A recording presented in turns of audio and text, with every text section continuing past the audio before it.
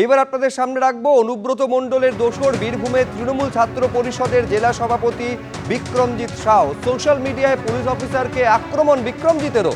বিক্রমজিৎকে এরপর 6 বছরের জন্য সাসপেন্ড করে তৃণমূল কংগ্রেস। বিক্রমজিতের বিরুদ্ধে শতপ্রণোদিত এফআইআর রুজু করেছে সিউড়ি থানা।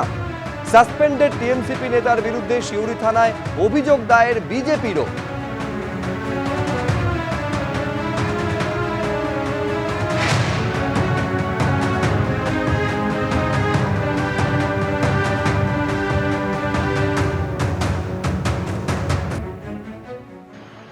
এই আইসি দুর্নীতিগ্রস্ত। বোলপুর থানার আইসি প্রত্যেকটা বালি মাফিয়া, পাথর মাফিয়াদের সঙ্গে যোগসূত্র বজায় রেখে কাজ করে। এই লিটন হালদার অনুব্রত মণ্ডল নামক যে ব্র্যান্ডকে দমানোর চেষ্টা। লিটন হালদার একটা কাপুরুষ। লিটন হালদারকে বলছি, বোলপুর থানার আইসিকে, যে তোমার যদি বুকের পাটা থাকে, দম থাকে, সত্যি কথাটা, তুমি বালিঘাট থেকে তুমি সাধারণ মানুষকে নিয়ে যে ছিনিমিনি খেলেছ বোলপুর শহরের, তুমি অনুব্রত মণ্ডল নামক শক্তিকে তুমি তোমার অপকর্মের মাধ্যমে দমানোর চেষ্টা করেছো। তোমার অপকর্মের মাধ্যমে অনুব্রত শক্তি দমে না। তুমি চেষ্টা করেছো এডিটিং করে তার ভয়েসটাকে তুলে আনার। তুমি চেষ্টা করেছো অনুব্রত মণ্ডলে একটা এডিটিং করে সেই ভয়েসটা মার্কেটে দেওয়ার।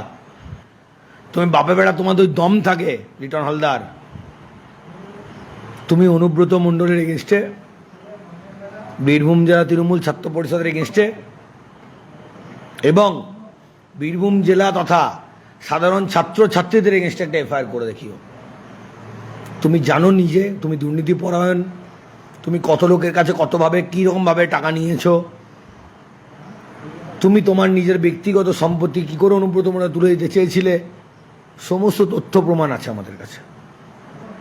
এই রেকর্ডিংটা যে অনুব্রত মণ্ডল প্রমাণ করতে পারবে, তোমার দম আছে? ছিলে তো ভাই সিআইডিতে, গ্যারেজ পোস্টে। তোমাকে দয়া করে দল আজকে এই জায়গায়, সরকার তোমাকে এই জায়গায় দিয়েছে। তোমার দরকার উচিত ছিল যে প্রত্যেকটা মুহূর্তে সত্যি সাদাকে সাদা, কালোকে কালো বলার। তুমি বলো নি লিটন হালদার, তুমি মূর্খ। তুমি যদি হবো তুমি ডালে ডালে চলবে, তোমাদের শিরায় উপশিরায় আমরা চলি। লিটন হালদার, তোমাকে চ্যালেঞ্জ করলাম। তুমি একটা আইসি, তুমি একটা সরকারি কর্মচারী। যদি অন্যায় করে থাকে আমি কোনো, আমাকে শাস্তি দিও। আইসিকে কদর্য কথার পরেও বহাল তবিয়তে অনুব্রত মণ্ডল। অসুস্থতার কথা বলে 2 বার হাজিরা এড়িয়েছেন তিনি। গতকাল এসডিপিওর কাছে হাজিরা দেননি কেষ্ট। অনুব্রত অসুস্থ, শয্যাশায়ী এমনটা দাবি করা হয় কেষ্ট ঘনিষ্ঠ তৃণমূল নেতার তরফে। এসডিপিও অফিসে গিয়ে একই যুক্তি অনুব্রতর আইনজীবীরও। শনিবারও অসুস্থতার কারণ দেখিয়ে গড় হাজির, কিন্তু পার্টি অফিসে গিয়ে বৈঠক সেরেছেন তিনি। শনিবারের পর আর বাড়ির বাইরে দেখা যায়নি অনুব্রত মণ্ডলকে।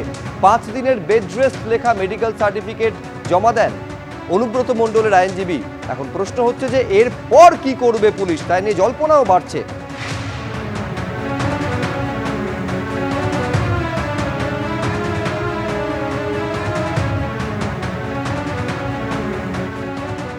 এখন এই গোটা বিতর্কের সূত্রপাত একটা টেলিফোনিক কথোপকথন, যেখানে অনুব্রত মণ্ডলকে বোলপুর থানার আইসিকে অত্যন্ত কদর্য ভাষায় হুমকি দিতে শোনা গিয়েছে। কি বলেছিলেন অনুব্রত মণ্ডল দেখুন। হ্যালো, হ্যাঁ বলুন। তোর পশু ডেপুটেশন নিয়ে তোর বাংলো পড়তে যাব, তোকে বার করে নিয়ে আসবো। বল বল বল বল বল বল বল হ্যালো, বল। আপনি কি বলছেন? আমি অনুব্রত মণ্ডল বলছি। পশু যখন ডেপুটেশন দেবে না, তোকে কোয়ার্টার থেকে মারতে মারতে নিয়ে আস। না, কি হয়েছে, মানে ঘটনাটা কি? জানিস না সিঙ্গিতে কি হয়েছে? হ্যাঁ হ্যাঁ, এই পশু তো কাল পশু ডেপুটেশনের ডেট কর, বার করে 13,000 বোলপুরের লোক হয়েছে না? 13,000? 12,000 লোক হয়েছে না বোলপুরে? প্রচুর লোক। কথা বলেছি তোর মাকে হচ্ছে রে বউকে।